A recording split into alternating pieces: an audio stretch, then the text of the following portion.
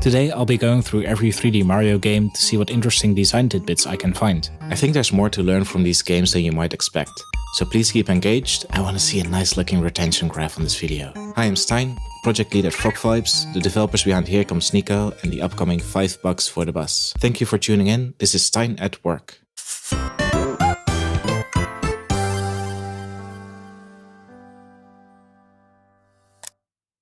It's 1996 and we're playing Super Mario 64. It's me, Mario! Okay, let's start with the title screen. My first thought is that the main function of this is to show the graphical capabilities of the N64, though in a very fun and playful way. Pulling on Mario's face lets us interact with the 3D graphics, as well as showing off that the N64 can distort them. They're also showing off some lighting, which I don't think we see anywhere else in the game. It's presenting us with things previous consoles couldn't do in a way that's easy to interact with and understand. And it must have been an important goal, considering this is the launch title for Nintendo's first 3D native console. My second thought is that a possible benefit of starting the game out like this is that it helps with how players will perceive Mario going forward. As we move on to gameplay, the graphical fidelity of Mario's face will be a lot lower. Showing his face in a relatively detailed way at the start gives players an idea of how to interpret the more simplistic model. Finally, I find it interesting that Mario's face is obscuring the actual title of the game, which is used more as a backdrop here. Granted, we did see the title on its own a few moments ago, though this is still a deviation from what you'll find in most games. They must have really found this feature important. Moving on, let's start the game. We are treated to a short story introduction, including some high-tech, fully voiced lines. This continues into a sweeping shot of the castle, backed by some grandiose music. Not only is this again showing off what can be done with 3D graphics, it's also telling the player something. You are in for a grand adventure. And what I think is useful to remember is that the player will not find something important or exciting unless the game itself pretends that it is. Without moments like this, the game might feel like you're just telling this goofy guy to run around and jump a bunch. But the developers obviously want us to feel more than that. This is something to keep an eye out for as we look at the rest of the games. This might sound very straightforward, but it's not something that tends to come intuitively when designing games. After the sequence, we finally get dropped into the game world as Mario. And what strikes me is that it almost seems like the game's developers approached this game as a Mario simulator, rather than just another Mario game. Coming from the games on the Super Nintendo, we are met with an exceptionally high level of detail and realism. Just the sound design alone is weirdly impressive. We can hear Mario's footsteps and how they interact with different surfaces. We can hear the waterfall get louder as we approach. It even has stereo panning depending on where it is in relation to the camera. We also hear birds chirping. Including a long recording of birds would be wasteful considering the specs of the console, so the game plays short audio clips of different bird calls at random intervals. This technique still has value today, not only to save memory, but also to make sure that the ambience sounds a little different every time. There's also the birds and fish which react to our presence, and even some particle effects. All this together presents us with a world that feels somewhat real. When we approach the castle, we're introduced to Lakitu, our cameraman. Everything we see is supposed to be a live feed from his camera. This is to help players understand the idea of a camera in 3D games, as this would be quite a novel concept at that time. The practice of using a character to explain mechanics and features is very common in games, and we'll see much more of it later in this video. Getting players to understand these things is always a challenge, so it's a great help if the mechanic itself can talk. Having the character be someone the player can care about can make the mechanic feel more important too, so it's really no wonder that we find characters like this all over the place. Entering the castle through the front door, we hear some nice door sounds. The castle itself is also quite interesting. You see, it in itself is a spatial representation of the game's main progression system. We just saw a character representing a mechanic. Now we see a space do the same thing. The idea that more levels become available as you complete more missions is represented as doors that you unlock with star power. Now let's actually play a level. If you've seen my video on exploration in games, you might already notice a great use of a literal path. The path here not only helps new players get to their first objective, it also gives context to the different locations in the level. It doesn't force you to follow it, rather it simply lets you know where you are relative to it. Another thing that's curious about this game is that the controls are surprisingly complex. You'd think that being the first 3D Mario game, they'd go easy on the player by keeping the controls simple. What I think makes this approach work is that the game was always going to be difficult to control. Playing a 3D game is very different from playing a 2D game.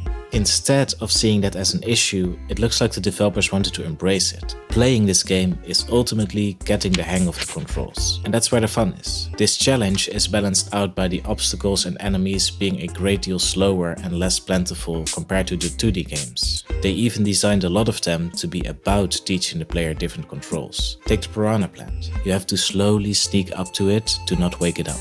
This teaches players that if they push the joystick softly, Mario will walk slower. There's also the first boss battle, where you have to pick up King Bob-omb from behind, teaching the player to walk around obstacles in 3D space. It really looks like the real game was the controls we learned along the way. So, this approach allowed the developers to design a game where the actual process of learning its controls is fun. I think that's pretty cool. It's now 2002 and we're ready to get into Super Mario Sunshine. The game starts with a handful of cinematics outlining a mystery story. When the game's title shows, we get a lovely musical moment, and for the first time, Mario is shouting the name of the game. Super Mario Sunshine! Woohoo!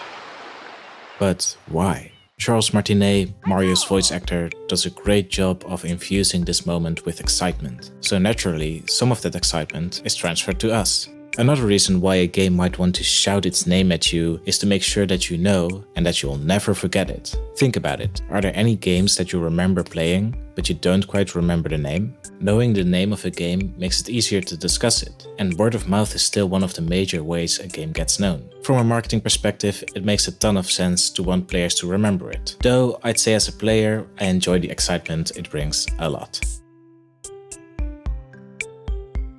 Eventually, we're introduced to another instance of a character representing a game mechanic, FLUDD. FLUDD, among other things, is a sort of jetpack. The philosophy behind this is that it allows the player to make corrections after jumping. It's a way of trying to make 3D platforming a bit easier, which is a little ironic when we're talking about one of the most challenging 3D Mario games. Though the concept of allowing players some leeway by giving them a way to control the jump in mid-air is something that made its way into a lot of later Mario games, including the other 3D titles as well as most new Super Mario games. FLUDD also makes the gameplay more dynamic. This time around, players are expected to have a bit more experience with 3D game controls, so the developers sought ways of making the gameplay more interesting. One such way is asking the player to keep track of their water reservoir. When you use FLUDD, you lose water. To replenish this, you have to find a body of water or some other source. This results in the player thinking about the way they traverse levels in a more dynamic way. How far can you get with the water you have? Where are all the spots where you can refill your reservoir? Delfino Plaza, just like Peach's castle in Mario 64, represents the progression system of this game. Here, instead of opening doors, we remove darkness from the area by collecting shine sprites, revealing new levels. When we enter a level, we get a nice camera sweep of the level, showing the main subject of the current mission. Sweep-throughs like this are a great way to give the player a quick orientation of the level, similar to an establishing shot in a movie. They make sure the level feels like a singular entity in the player's mind, while also taking the time to let them know that this is an important space. I realized their importance when I tried to exclude them from our own game, Here Comes Niko. I initially felt like they were just a waste of the player's time, and it would be fine to leave them out. But this ruined the pacing of the game and left levels feeling vague and unimportant. Of course they're skippable, but their presence is still essential.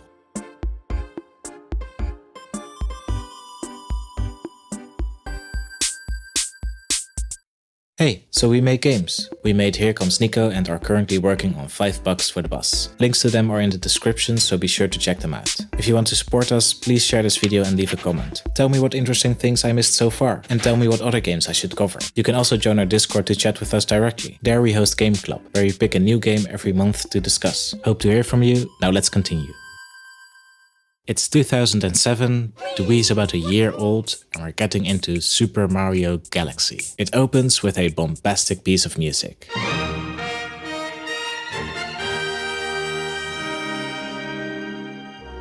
Is symphonic music a strange choice for a Mario game? Maybe. Does it tell us that we're in for a grand adventure? Definitely. The quality of the music of Mario Galaxy truly can't be understated. The Mario shouts the name of the game at you is delegated to the Wii menu, Super Mario Galaxy! like it is for most Wii games. Looking a little closer at the title screen, we can see that some of the letters have a sparkle on them. This reveals a secret message from Mr. Miyamoto himself.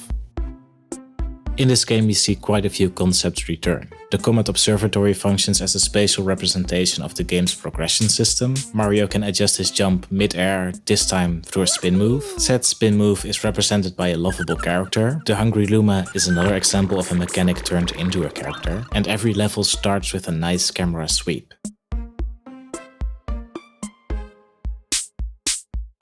The main selling point of Mario Galaxy is of course its gravity mechanics, but these are more than just a gimmick. They are actually a solution to a problem, that being the challenge of controlling a character and the camera at once. You see, when you walk into a corner, turning around is quite awkward, but on a spherical planet there are no corners. You can keep walking into any direction for as long as you want. There's another benefit to these planets. For a lot of the game, the camera will have an almost top-down-like perspective, which is one of the easiest and most comfortable ones to control, as pushing into a direction will have a clear path as a result. The cool part is that the game gets away with being top-down and not at the same time. In a true top-down game, you can't see very far ahead at all, which is quite a compromise. But in Mario Galaxy, planets wrap around, so you can see a great deal into the distance while still having easy-to-use controls. This is also why the worlds in Animal Crossing games tend to wrap around, allowing players to see into the distance while keeping the top-down control scheme. In Animal Crossing, the added benefit is also being able to see the sky, which indicates the time of day and also sometimes has presents floating around in it. Mario Galaxy is also full of these little flight moments. They are there not just to look cool, but also for improving the game's pacing. They offer a moment to collect yourself between challenges, to look at where you are within the level, and to make the following segment feel more important. Again, as a game developer, you have to actively find ways of telling the player that things are important, otherwise they won't feel important. Because these flight moments are so plentiful, the developers made sure that you have something to do in case you find them a little boring. So you can collect star bits with the Wii cursor. It's super satisfying to get them all, and equally frustrating to miss one. In 2013, we got Super Mario 3D World. Its title screen is a little different, other than that we still get the title shouted at us. Super Mario 3D World! Similar to Super Mario World, it shows a unique scene made to express the essence of its gameplay. This is especially useful in a multiplayer game like this one, as it gives your co-players an idea of what they're in for. While everyone is getting ready, they can look at the characters running and jumping around. They might not be familiar with this type of game, so quickly showing the essence will help the learning process. It can also function as an attract mode in store displays. This ensures that it's advertising the core ideas of the game even when no one is playing it. The gameplay of this title is also very interesting. The character's movement is generally locked to one of 8 directions. The level design uses this to great effect. It's now very easy to move on much thinner surfaces. The gameplay has been described as playing a 2D Mario game in 3D, which explains it fairly well. The levels can be seen as multiple side-scrolling and top-down segments meshed together. There's also great attention to detail. Did you notice the characters' voices become higher pitched when they are small as opposed to super?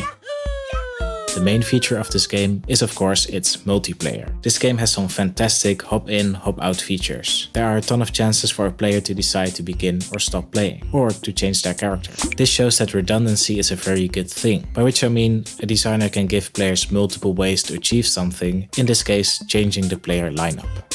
The game also has a great camera system that is optimized for multiplayer. It doesn't tend to favor one player over another. It prefers to zoom out, giving everyone a good view of their character. The levels are also designed in such a way that each segment fits well into this zoomed out frame. Even though this is a co-op game, there's a sort of winner after every level. The player with the highest score gets to wear a crown. This might seem like a weird design choice, but it actually creates a very interesting and fun dynamic. The players share their goal of completing the level, thus being rewarded for working together. But they also have an individual goal of wanting to get the highest score, being rewarded for working against their co-players. There's a sort of wave in the behavior of every player, where in one moment they're being helpful, in the next they're being the complete opposite. This makes playing the game with friends very interesting, and that's good. Finally, we're looking at the 2017 hit Super Mario Odyssey, and Mario shouts at us yet again. Super Mario Odyssey! Still great stuff. The title screen is a lot more simplistic. It shows a handsome looking Mario in front of a world map. He changes his pose depending on what option you select. In general, the UI of Super Mario Odyssey follows what is sort of a trend for Nintendo's own Switch lineup. The Zelda games on Switch also follow this style of UI, for example. The UI is very clean, often single colors without gradients. Why is this so common? I think it has to do with upscaling. With the Switch outputting a comparatively low resolution, having the UI be upscalable helps it look good on high resolution screens. At least on my setup, the UI in these games looks very crisp compared to other parts of the game. I'm not 100% sure this is the reason for this styling. What do you think? Continuing into the first level of the game, we get some neat tutorial features. It actually has videos of real hands showing how to control the game in the corner of the screen. The developers want to make sure that everyone who picks this game up has a good time. A neat detail in the tutorial is that right after the first enemy in the game, the player is rewarded with a heart, neatly bookending the explanation of the game's health system in a single segment. Ultimately, the game nicely spreads out its teaching of core concepts over multiple levels, and about an hour of gameplay. Here we get the game's unique selling point, capturing. You can capture all sorts of enemies, characters and objects in this game. Mario possesses them essentially. This makes for very varied gameplay, where the controls are constantly mixed up. The controls when having captured something are quite simple and intuitive. This makes it so that for a lot of the game, you'll be using simple controls to do a wide array of tasks. The exit to this room is neatly designed to teach players about exiting the capture state. There's a chest which only plain old Mario can open as a reward. There are also no reasons to want to stay in the capture state, so players will want to exit the state right when the game wants to teach them to. It's difficult, but great to get players to want to learn what you want to teach them. Overall, the worlds of Mario Odyssey are highly tactile, full of tiny interactions. They are neatly arranged to make sure they don't distract from substantial gameplay moments and often guide players towards interesting places. There are also a ton of cute details in its appearance. For instance, in the prehistoric level, there are rocks with fossils in them. But alongside the fossils of Ammonites, we see fossils of NES-era Goombas and Koopas. Finally, the game handles challenge very well. Getting through the main game can be done quite comfortably. Everyone should be able to have fun exploring the various lands. But there are plenty of players who are looking for more of a challenge. So the game offers a wide array of missions with a large variance in challenge. The missions are placed so that the more challenging ones are harder to find. This makes sure that the missions a player is presented with match up with their skill level. This game is so well designed, it's pretty wild. I'd love to talk about it more. I could make a whole video of stuff we took from this game when making our own, but I have to stop at some point. So, is there anything I missed? Please tell me in the comments. Also tell me what else I should cover in the future. And join our Discord if you want to chat. That's it for today. Thank you for watching. Bye bye.